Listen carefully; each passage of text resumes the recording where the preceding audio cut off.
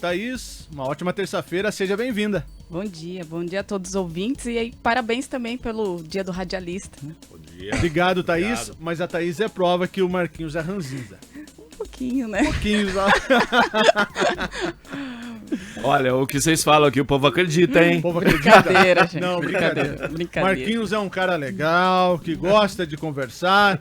Faz tempo que ele não faz aquele pãozinho Gosta de caseiro lá. brincar, isso que é. Porque senão a Thaís briga, né, Marquinhos? Se você trazer aquele pão com frango... Esse daí não dá, né? calabresa, Pelo né? menos de terça não pode, né, Thaís? Não, terça vocês fingem. Ou seja, cada 2 semanas, pulando uma, pode. Aí já, na outra já não Exatamente, dá. é isso. Escondido. O equilíbrio. Thaís, o que vamos debater nessa terça-feira? Hoje nós vamos falar sobre doença celíaca e a intolerância ao glúten, né? Muitas pessoas confundem achando que é a mesma coisa, né? Sendo que a doença celíaca nós podemos resumir que é uma intolerância permanente ao glúten. E o glúten nada mais é do que uma proteína grande e complexa, que a gente encontra aí em trigo, cevada, centeio. E essa doença nós podemos caracterizar como uma doença autoimune, né? Onde o nosso corpo aí não reconhece a substância e faz altos ataques, né? É uma doença de origem genética. Ela comete aí mais de 2 milhões de brasileiros, né? Fora as pessoas aí que ficam sem diagnósticos, porque é uma doença aí difícil de diagnosticar, porque ela tem 3 formas, né, de se apresentar. Ela tem a forma dela mais a clássica, né, que onde apresenta alterações intestinais, diarreia, distensão abdominal.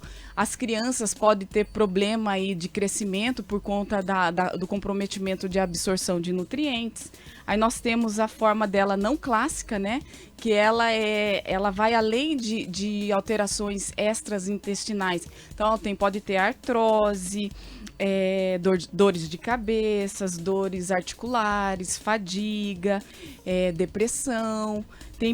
Tem mulheres aí que têm abortos repetitivos, né? Recorrentes, e isso de um problema aí com relação ao glúten, né? Essa pessoa pode ser celíaca e não sabe. E também nós temos a forma assintomática, são pessoas que não têm sintomas, mas ela vai desenvolvendo aí no decorrer do tempo algumas doenças que podem estar ligadas a isso. Aí tem que fazer investigações aí mais investigações familiares, né, para tentar descobrir se essa pessoa tem ou não, né, a doença celíaca. Já a sensibilidade ao glúten, né, que é a intolerância ao glúten, ela tem sintomas parecidos com a forma clássica, né, da doença celíaca, porém ela não é uma doença autoimune, ela não faz ataque ao corpo, né? Qual que é o problema da doença celíaca? Primeiramente, ela destrói a vilosidade do intestino, que são pequenos pelinhos que a gente tem no intestino ali, que esses pelinhos servem para aumentar aí, para a gente não ter o contato com substâncias tóxicas, né? Quando a gente perde essa velocidade, a gente faz o processo inflamatório, né? Porque a gente começa a ter o contato e depois do processo inflamatório, aí você começa a desencadear desordenadamente o sistema imune, onde você desenvolve aí doenças, né? Relacionadas à doença celíaca. É um problema sério, mas que muitas pessoas aí não têm diagnóstico ou não dão muita importância. Podemos dizer que são parecidas esses 2 sintomas com quem tem rejeição à lactose? Também, o corpo também não conhece não reconhece a lactose, né? Sim, são coisas. Tem intolerância à lactose, tem alergia à lactose, são coisas diferentes, mas né? Tudo engloba o intestino. Tudo envolve o intestino, né? A gente vai ali perdendo ali as funções do intestino, onde você vai acometendo. Porque a doença celíaca, ela pega primeiro o intestino delgado. Aí depois você perde a vilosidade, depois você se inflama, aí você desencadeia aí, a desordem aí do sistema imune. E dependendo do diagnóstico, a pessoa tem que evitar certos alimentos. Olha, gente, Ou não? 100% do tratamento é dieta. Não existe medicamento, não existe vacina. Tem alguns estudos aí em andamento, né, algumas coisas aí, mas atualmente é 100% dieta. E é dieta livre de glúten, 100%, e até de contaminações cruzadas, né? Quando a gente fala de contaminação cruzada, uma pessoa que é celíaca, se eu fizer um pão, né, numa bancada, um pão com trigo normal, depois eu pegar e manipular o mesmo pão sem glúten, né, que eu vou desenvolver ali naquela bancada, essa contaminação já é o suficiente aí para desencadear alguns problemas para o celíaco. Daí nessa dieta você tira todo o Faz todo o descarte do glúten, né? Aí nós acabamos aí dando sugestões para substituir o glúten, porque as pessoas ficam um pouco perdidas em relação a isso, né? O que substituir, o que comer, né?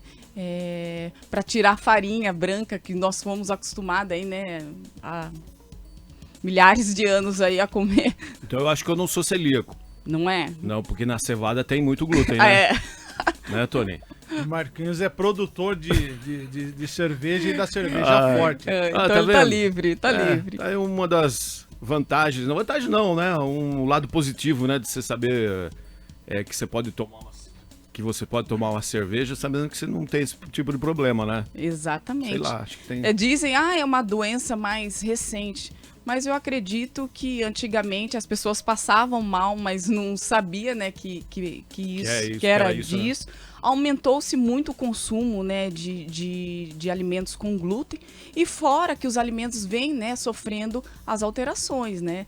O mesmo trigo lá da época, né, de Jesus não é o mesmo de hoje, ele vem sofrendo aí alterações, né? Vamos dizer assim, do tempo da minha avó, acho que dos seus pais, Marquinhos, da sua avó, a carne não era armazenada no refrigerador. Tinha aquela gaiolinha com telinha que ficava ali no... Acho que matava e já ia pra mesa, né? Não demorava tanto tempo. Muitas coisas. A carne era enrolada no jornal. Meu Deus. Era diferente a situação. Agora, voltando ao assunto aí do glúten, se alguém tem um problema, né, relacionado a esse tipo de doença aí, doença? Seria? É uma doença celíaca. É uma doença. E se ela fizer um uso de frutas, verduras, isso dá um equilíbrio? Às vezes ela pode estar consumindo também o glúten ou não? Não, o glúten nós vamos ter no trigo, na cevada e no centeio. Fazendo o descarte de todos os alimentos, a pessoa tem uma vida 100% aí saudável. Só que hoje em dia a indústria, ela utiliza muito o glúten, né? Porque a farinha é utilizada em muitos alimentos, no iogurte, em temperos, em molhos. Então as pessoas têm que ficar muito atentas em olhar os rótulos, né? É isso que eu ia perguntar. É importante dar aquela verificada? Com toda a certeza, né? Eu falo assim, quanto mais assim a gente comprar os alimentos com menos ingredientes, consideravelmente esse alimento aí é melhor, né? Em relação aos que tem muitos ingredientes ali descrito na parte de trás, né? Nos rótulos. Então, deve ser uma briga, né? Se chegar numa padaria, às vezes você... Ô, Maicon, dá esse pão de queijo aí, mas de repente tem glúten aí, já era, né? É bem complicado, porque a pessoa tem que ter certeza que não teve nem a contaminação cruzada, né? Como que a gente vai saber se naquela bancada não manipulou um alimento com glúten e um sem glúten? Então, a pessoa fica complicada. E comer fora de casa, né? Porque a gente não sabe como que foi manipulado mesmo aquele alimento, que aparentemente não tem glúten, né, na receita, mas pode ter tido ali uma contaminação cruzada. É muito importante porque, vamos dizer assim, tem pessoas que são alérgicas à lactose, que se ela comer por engano algo que tenha lactose, ela passa muito mal. Nesse caso, é parecido também? Não, é a mesma coisa. No futuro, você vai desenvolver doenças, né, que estão ligadas a isso. Então, tanto quem tem intolerância à lactose ou ao glúten, né, intolerância não é uma doença celíaca ou uma alergia à lactose, futuramente ela pode ter doenças aí autoimunes, né, desde uma tireoide de Hashimoto, uma artrite, uma artrose, por conta de não ter cuidado, né? Toda hora tá tendo contato com aquela substância que é prejudicial para o seu corpo, aí futuramente você desenvolve doenças. Eu tenho muitas pessoas no consultório que hoje elas têm doenças, mas porque não tratou aí, não deu atenção aí com relação a isso, né? Agora, mesmo a pessoa sendo intolerante ao glúten, se ela eliminar da alimentação, ela ajuda a perder peso? Com toda certeza, porque o que está ligado? Não é que retirar o glúten a pessoa vai emagrecer. Lógico, se aquilo está te inflamando, o corpo já entende que ele tem que segurar a gordura ali, porque ele tem medo, né, de futuramente ter um problema e não ter energia para trabalhar. Só que ligado ao glúten tá o quê? Pizzas, lanches, pães. Então a pessoa acaba retirando coisas aí que já vai dar aí uma diferença em relação de calorias, né, ao consumo. E vai, consequentemente, diminuir o peso, né? Então, Marquinhos, tira aí então, Toninho, pra você diminuir o peso, tá bom? Agora você Ele olha pra mim. Não, agora você tá fazendo uma reeducação alimentar, a gente sabe que você, né, está mudando tá mudando do vinho para água ou da água para o vinho, para quem achar melhor aí. Estamos caminhando. Agora você sabe, né, que antes realmente você estava no caminho errado. Exatamente. Ele tá virando comentário, onde eu vou, nossa, Toninho mudou. É uma boa referência da nossa nutricionista aqui, viu, gente? Ó. E sabe o que é o pior de tudo? Quando você quer dar aquela escapadinha, você encontra ela. Você quer comer algo diferente, parece que não desce. Você está se desintoxicando, né? Principalmente o refrigerante. Esse final de semana a minha sogra falou, toma um golinho. E eu tô acostumado agora a almoçar, jantar sem líquido. E a hora que você vai, parece que não inibe. É incrível isso. Isso mostra pra gente que o nosso corpo é como se fosse um reloginho que dá pra você reprogramar ele, né? É uma máquina perfeita.